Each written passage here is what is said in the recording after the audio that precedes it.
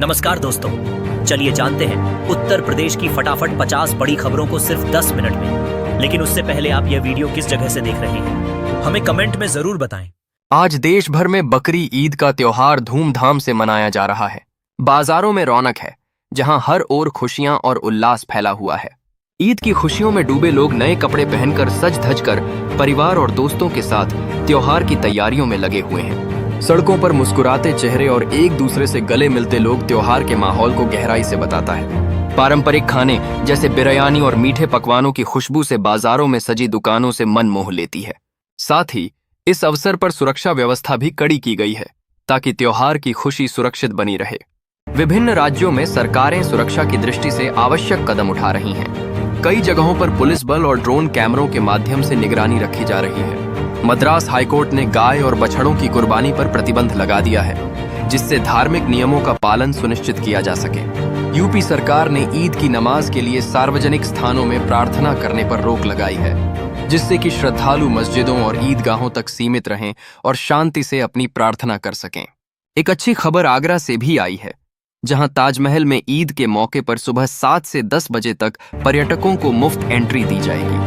इस मौके पर बड़ी संख्या में लोग ताजमहल की खूबसूरती का दीदार करने के लिए पहुंच सकते हैं, जिससे पर्यटन को भी एक नया आयाम मिलने की उम्मीद है।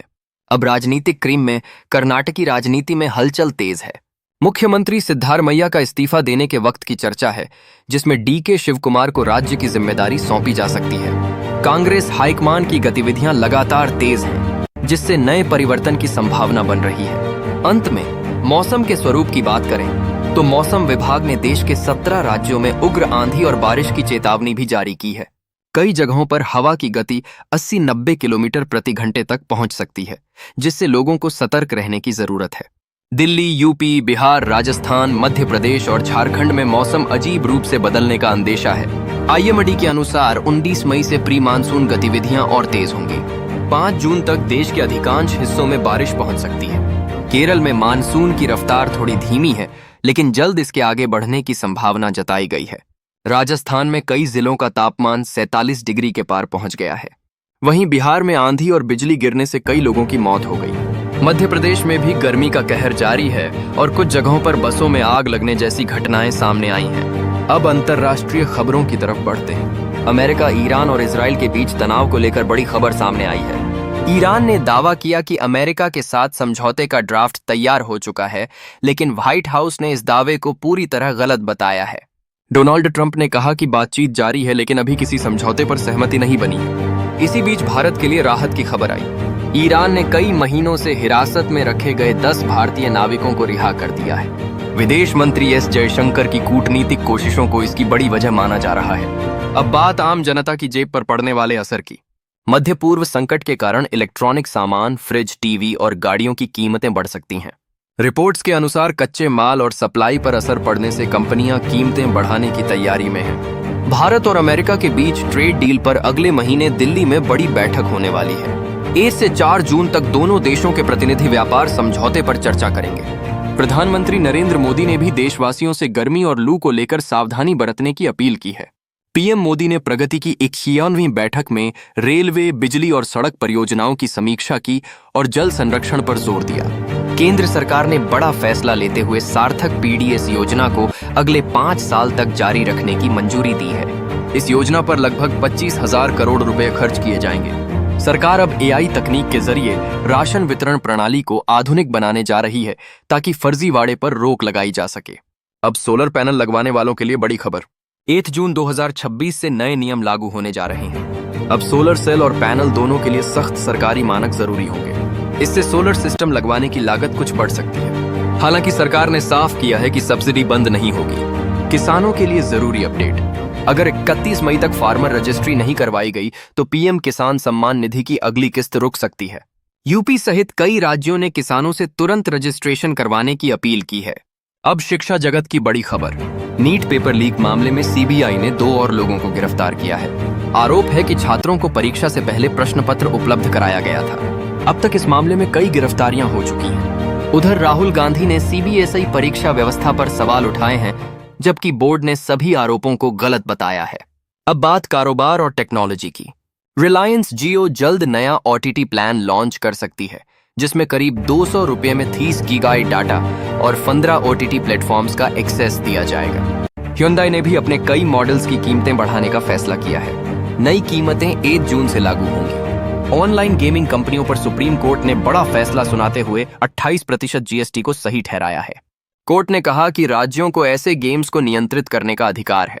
अब सोना चांदी बाजार की खबर।